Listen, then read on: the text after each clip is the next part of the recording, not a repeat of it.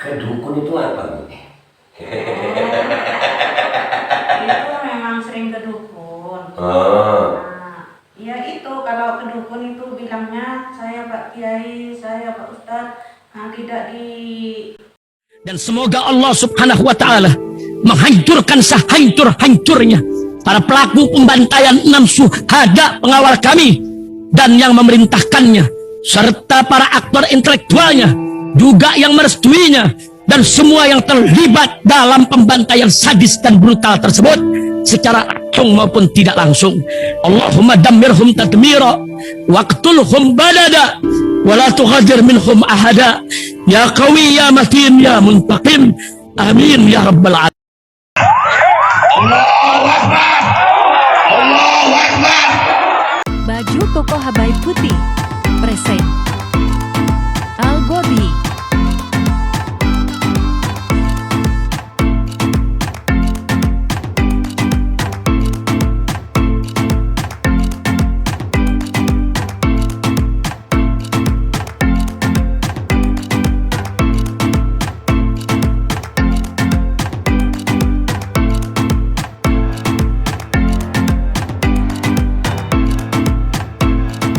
Assalamualaikum warahmatullahi wabarakatuh. Selamat datang lagi di channel Babe Aldo bersama gue Babe Aldo, YouTuber rakyat biasa yang terus anda sehat dan jangan lupa ngopi. Bismillahirrahmanirrahim. Alhamdulillahirabbil alamin, wassalatu wassalamu ala sayyidil mursalin sayyidina Muhammadin wa ala alihi washabihi ajmain. Rabbi shalli sadri wa yassir li amri wa hlul 'uqdatam min lisani yafqahu qawli. Alhamdulillah. Kali ini konten kita wawancara eksklusif dengan ibunda dari Kiai Fahim Mawardi. Alhamdulillah beliau bersedia. Umi, apa kabar Umi? Alhamdulillah baik Umi ya. Yang pertama Umi, yang mau saya sampaikan, mudah-mudahan Umi umur panjang, sehat afiat, ditambah sabarnya dapat ujian seperti ini ya. Yang saya mau tanya pertama Umi ya, masalah Fahim dengan istrinya ini yang Umi tahu itu sejak kapan? Sejak awal saya kesini. Oh. Memang serasa sering tidak ada kecocokan. Iya. Ada kelihatan cekcok gitu apa nih? Ya, enggak. Kalau cekcok jarang lihat, karena Fahim itu kalau tegas sama istrinya tidak ada yang tahu. Oh, Masya Allah, berarti Alhamdulillah. Nah, itu pernikahan Fahim sama istrinya ini, Alia ini, itu udah berapa lama? Kurang lebih 10 tahun. 10 tahun ya. Waktu Fahim menikah dengan Alia ini nih, itu Fahim sudah pernah menikah atau? Sudah. Sudah ya. Oh, juga punya anak? Punya anak 4. Oh, punya anak 4. Fahim menikahnya itu setelah cerai atau sebelum cerai sama istri pertamanya? Itu saya kurang tahu karena saya masih dulu itu di Madura. Fahim sama istrinya yang pertama memang di sini. Tahunnya sudah pacar-pacar. Oh, tahu-tahunya Umi, tahunya udah ganti Alia gitu ya. Oh, berarti Fahim menikah sama Alia ini Umi nggak tahu ya? Tahu, nggak ada restu dari semua keluarga, nggak ada restu. Oh, gitu ya. Jadi Umi jadi tinggal sama Fahim ini udah berapa lama nih? 4 tahun jalan. 4 tahun jalan ya. Itu tinggal di sini terus atau? Iya. Dan Fahim dulu memang bilang kalau Fahim bisa membeli lahan buat pesantren, Umi akan bersama Fahim. Oh, jadi ini kan lahan pesantren ini kan yayasan ini kan ya? Yayasan. Iya. Yang Umi tahu, yang beli lahan ini kata ada yang menyampaikan beredar di luar bahwasanya yang beli yayasan itu dari keluarganya Alia. Bukan. Ini Fahim yang beli hasil yayasan dari umat kan. Yeah. Ya, terus waktu itu Fahim belinya, saudara-saudaranya Fahim masih di Madura, ada yang di Pondok gitu. Jadi nama-nama yang tertera di yayasan, nama-nama orang keluarganya dia, tapi orang itu hanya naruh nama di situ, naruh nama, terus enggak pernah ikut campur masalah proyek di sini. Terus apalagi sekarang kayak anak-anak saya ngajar di sini nggak ada. Oh, gitu. Ya. Alhamdulillah. Nah, semenjak kasus Fahim ini disangkakan cabul, Umi kan sudah tinggal di sini 4 tahun ya. Apakah selama 4 tahun itu Umi pernah ada keluhan dari wali santri atau dari orang tua santri tentang bagaimana anaknya di sini kok dapat perlakuan yang nggak enak? Itu ada pernah? Tidak pernah. Tidak pernah. Pernah dengar dari salah satu wali santri itu, ada salah satu wali santri yang apa namanya diancam sama dia karena anaknya di sini katanya selingkuh sama Fahim gitu. Jadi wali santri Iya. lapor sama Umi Iya. bahwasannya anaknya diancam. Wali santri itu diancam. Wali santrinya diancam. Anaknya tetap sama Fahim, selingkuh sama Fahim gitu. Waduh, berarti kecemburuan ini udah lama ya nih? Sudah lama. Sudah lama ya? Sudah lama. Jadi sudah pernah ada kejadian dia ngancam wali santri ya? Iya. Ya, itu keluar anaknya tadi. Enggak. Tetap ya? Anaknya si Kamila. Oh, ibunya Kamila. Iya. Kalau boleh tahu waktu itu kejadian Kamila sekitar umur berapa itu? Saya kurang tahu. Sekarang kan Kamila umur 16 ya? Iya, 16. Kamila sekitar 2 tahun di sini. Iya, 3 tahun. 3 tahun. Iya, berarti waduh, masa iya ya cemburu sama bocah umur segitu ya? Oh, jadi memang pencemburu ya, Bu, ya? Ya, semua anak-anak sudah dipenuhi semuanya. Iya. Hampir. Hampir semuanya. Yang Umi tahu sendiri, ini kan semenjak kejadian Fahim ditahan ya, ada saya juga di sini ya. Cuman kadang-kadang kan orang itu kalau saya ngomong mungkin ya, wah ini punya kepentingan karena dibilang YouTuber. Ya, Umi kan merasakan itu ya kemarin bagaimana ada masa datang ke sini. Gimana perasaannya Umi itu? Takut. Ya. Saya merasa tidak ada siapa-siapa di sini. Takut lah. Apa yang Alia datang ke sini sampai bawa masa ngomong sama Umi apa itu? Waktu pertama kali yang bawa masa ke sini, saya di luar sama Fahim. Belum masuk Fahim. Terus ayahnya abahnya Lia itu bilang, kata ini bilangnya, Cak kok nih sangku ambu tujuan pakoke. Mari masih larangan ledon nak tetap. Ini katanya anak-anak saya nggak ada gitu. Terus kok bisa ayahnya dia yang bilang seperti itu?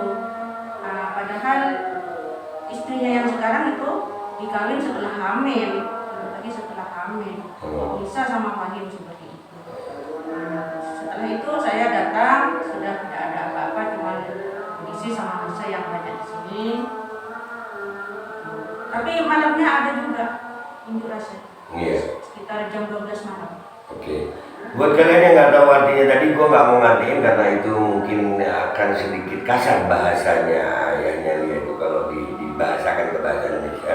Buat yang paham ya paham ya. Artinya kasar banget gitu ya. Artinya mengatai Kiai Fahim itu kurang lebih pokoknya kasar lah tentang masalah perempuan. Oke, nih. Jadi saya mulai mendapatkan satu benang merah ini. Jadi pembangunan pondok ini sendiri itu berasal dari mana uangnya? Dari umat. Dari umat ya. Jadi bukan dari keluarganya. Bukan ya. Bukan dari keluarganya Ali atau apa ya, bukan ya. Karena di yayasan itu kan ada pembinanya, ada struktur organisasi ya. Waktu itu Fahim masih sendiri di sini. Jadi orang-orangnya di sana yang ditaruh di sini, tapi ternyata nggak bisa jalani. Oh, oke. Iya. Jadi ini murni dana umat yang diserahkan ke yayasan untuk melalui Fahim untuk pembangunan ini ya. Baik. Selama Umi tinggal yang tadi saya dengar 4 tahun ya, Mi? 4 tahun. 4 tahun. tahun jalan. 4 tahun jalan. Bagaimana perlakuan Aliyah sendiri kepada Umi? Ya, kalau perlakuan dia gimana ya? Yang Umi rasakan, nggak apa-apa nih. Iya, seperti ini istilahnya, seperti madu. Oh, Seperti madu. jadi Kalau ada Fahim itu lembut sama Umi. Kalau nggak ada Fahim tingkahnya Masya Allah. oh, gue kira cuma di film yang begitu.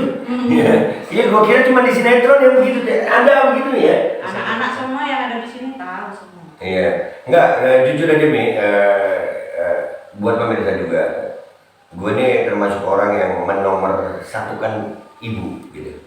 Ya, menomor satukan ibu. Gue bilang, istri saya kan Umi tahu ada 2 ini, ya itu nggak boleh itu nyela ataupun apapun terhadap ibu gue. Ya, dan makanya saya lebih percaya Umi gitu. Ya. Dan saya juga ikut menyaksikan waktu datangnya masa, lu tahu malam-malam sini demo. Itu yang mereka minta apa nih waktu demo itu? Biar dengar dari Umi. Iya, minta di sini keluarganya Fahim keluar semua. Nah, Ya, bahwa yayasan ini bukan punya Fahim. jadi diminta keluar. Diminta keluar.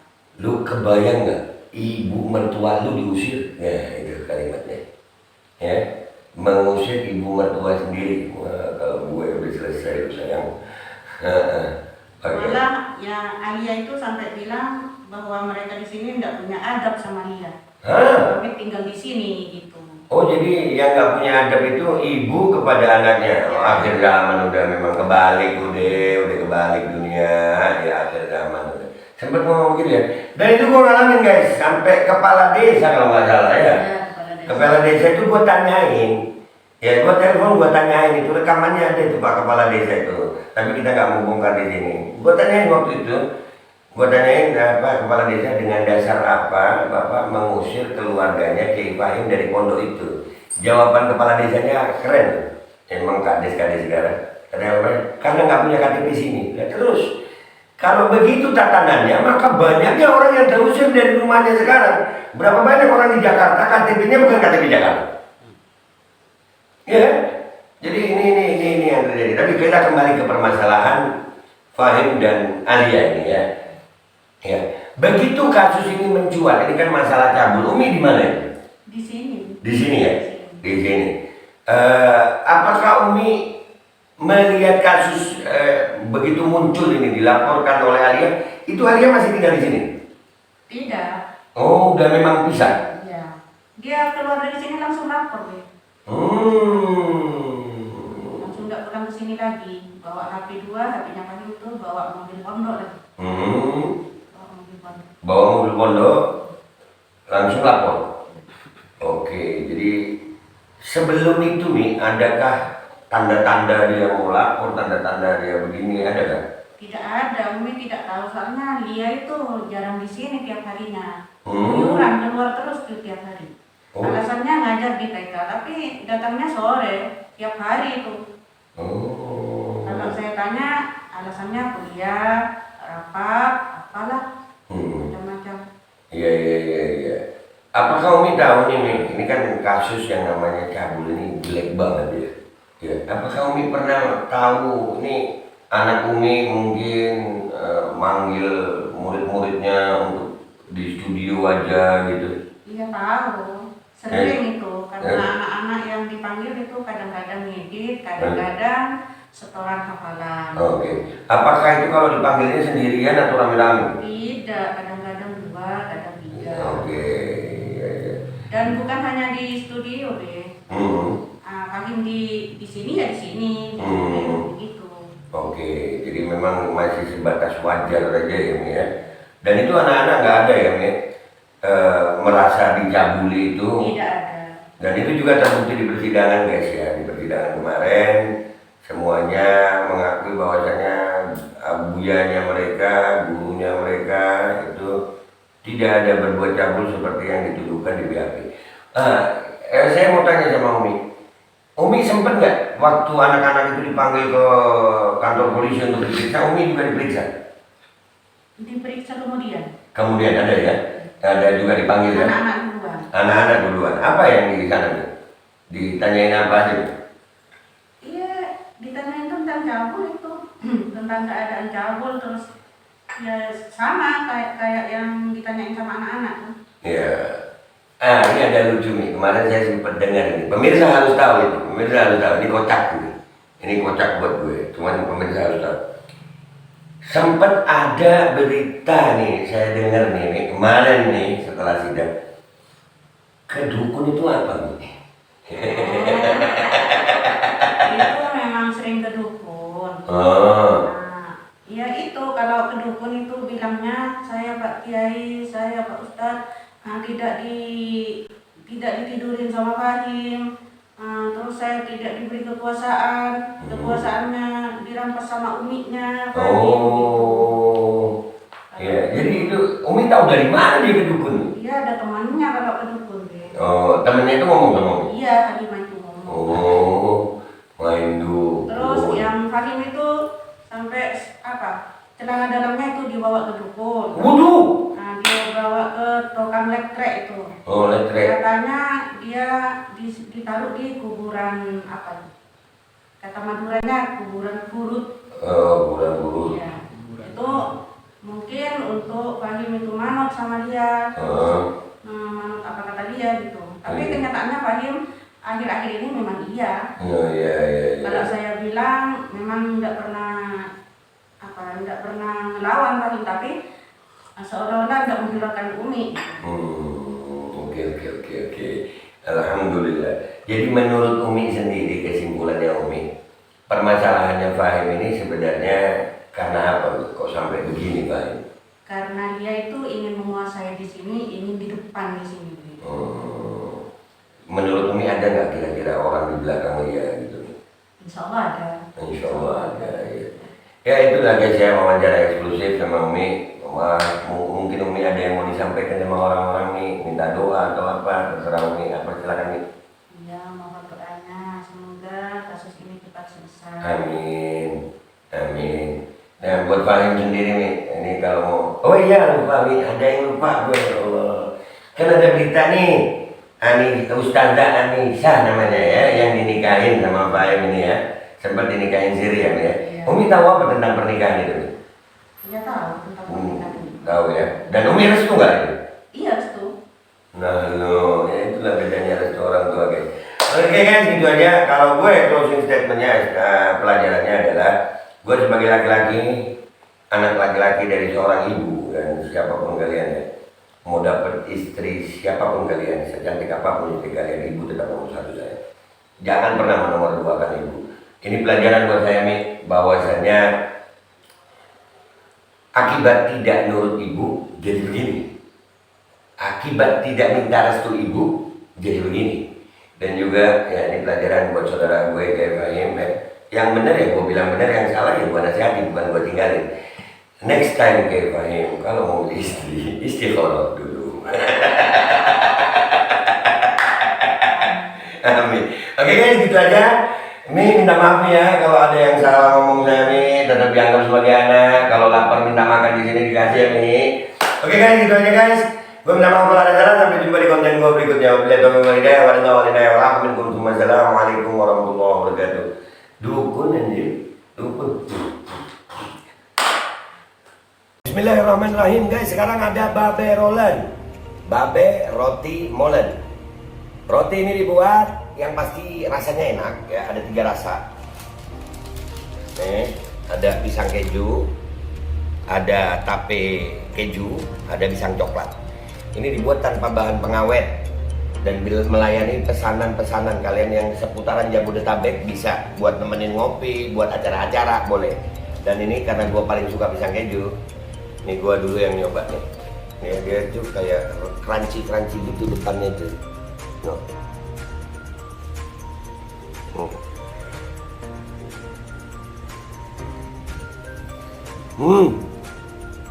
Tahu kerannya di depan nih, terus di dalamnya empuk.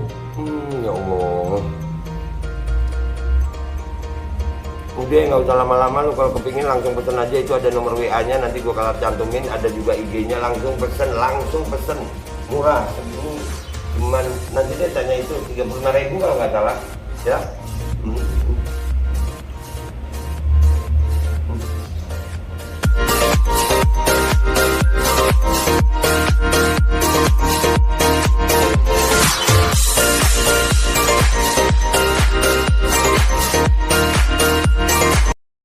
Assalamualaikum warahmatullahi wabarakatuh. Guys, alhamdulillah gue lagi di Jember dan gue dapat produsen Golden Pro MHA Vito.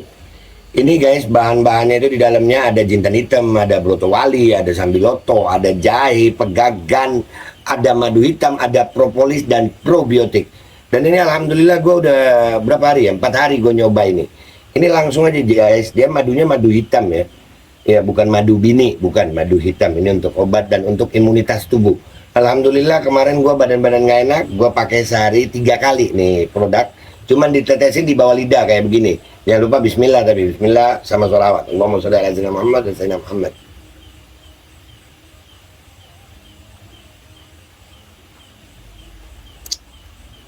Dah begitu aja, sehari 3 kali. Kalian langsung hubungi nomor yang tertera di bawah ini. Ini insya Allah bisa membuat badan kita tahan terhadap segala macam infeksi dari luar untuk imunitas tubuh. Dah gitu aja, langsung pesan ya, ini nomornya.